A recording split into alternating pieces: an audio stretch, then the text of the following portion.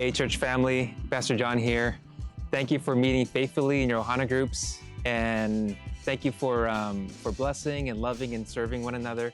It's such a privilege to be able to gather together with other Christians, to open up God's Word together. So keep at it, and thank you so much for your faithfulness. This week's questions are from John 5, verses 1 through 15. And the first question is an icebreaker. And the question is, what is the longest line or wait you remember being in, and what made it worth it or not? I can't think of the longest line I've ever been, but week to week, I think of doctors' offices, I think of airports, restaurants, the Costco gas station. That's one that I always am in, a long line. And I think the DMV is another one where you have to wait for a super long time.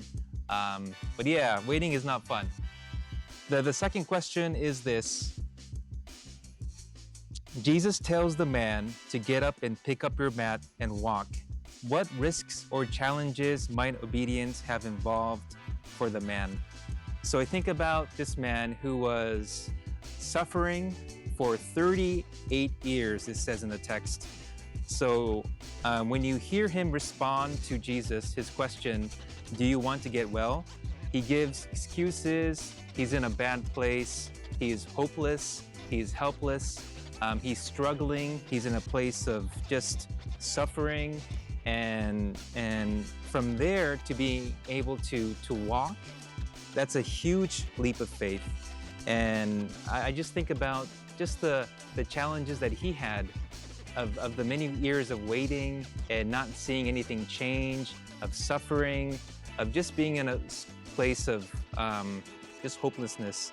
So for him to be able to obey Jesus' words, to get up and walk, I'm sure it was very difficult, and it took a lot of faith and strength.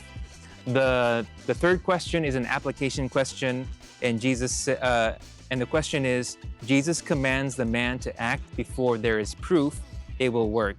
Where might Jesus be calling you to obedience that feels premature, risky, or illogical? What would trusting Jesus look like before you feel ready or confident?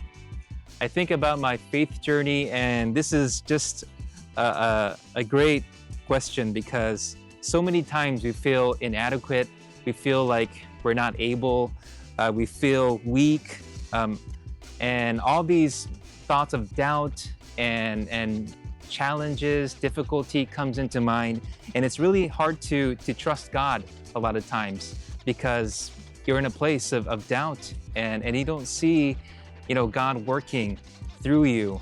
So I think about even, being a pastor and serving in that capacity, just the challenges that, I face, and having to trust Jesus every day to be able to fulfill his calling upon my life, and to obey him, to trust in his calling, his leading. And even as a father, as a husband, a lot of times it feels just impossible. It feels so difficult and challenging, but it's really trusting in Jesus and seeking him to transform me to be able to love and serve others. So I hope that this is helpful, and thank you for meeting in your Ohana groups and being faithful, and God bless you. Thanks so much.